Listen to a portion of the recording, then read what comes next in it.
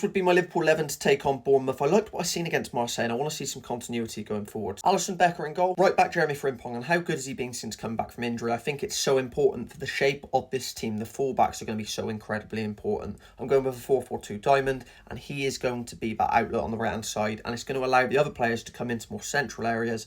Incredibly important. Really quick one. 80% of you returning viewers, 91% of you don't follow the channel. If you're a returning viewer and you don't follow the channel, please make sure you hit there and follow along. Gomez continuing at centre-back. Obviously, very sad with what's happened to Kanate in that family news, so thoughts to him. Joe Gomez done really well when he came in against Marseille. Looked like he's not played for a while, but looked absolutely fine. Partnered by Virgil van Dijk, of course. Left back Milos Kerkez, I think that's the right move. Going back to his old club, of course, and in the Premier League game. Personally, I mentioned I would have played Robertson in the week.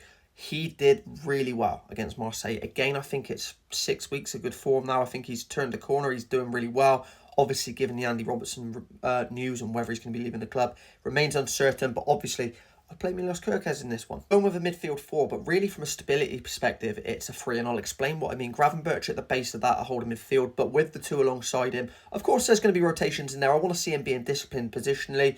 But my other two would be Szoboszlai and Curtis Jones, and between the three of them, I'd like one of them at the base, which obviously would be Gravenberch. I'd like Szoboszlai to the right, I'd like Jones to the left. And what I want to see is when those fullbacks bomb on, and I want them to bomb on, I want them to be aggressive and get forward. I want to see these two covering those spaces as Henderson used to with Alexander-Arnold, where they're still in centre midfield, but they can get to right back in a 15-yard sprint. Of course, at the tip of this diamond will be Florian Wirtz. He's going to be playing as a central number 10. There will be the allowances for him to drift to the left should he want to do so. There's going to be those rotations with the striker, with the left back, with Curtis Jones, and I think it all works really well.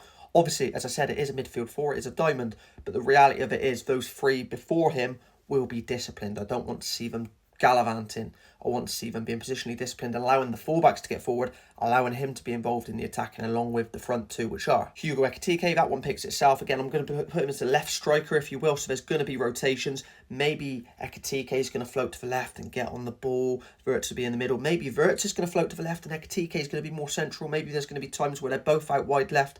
It's absolutely fine. The rotations are there and it works. And Mo Salah as the second striker on that right-hand side, the right striker, if you will. I want to see a very similar concept to what we've seen at Marseille. I thought it worked well. Obviously, Marseille taking the game to Liverpool, trying to play out from the back, more open spaces, does make it more favourable for Liverpool because you've got a team that's coming onto you a little bit more. Bournemouth at home might be a bit more adventurous, but I liked what I've seen and I think Liverpool can develop something there.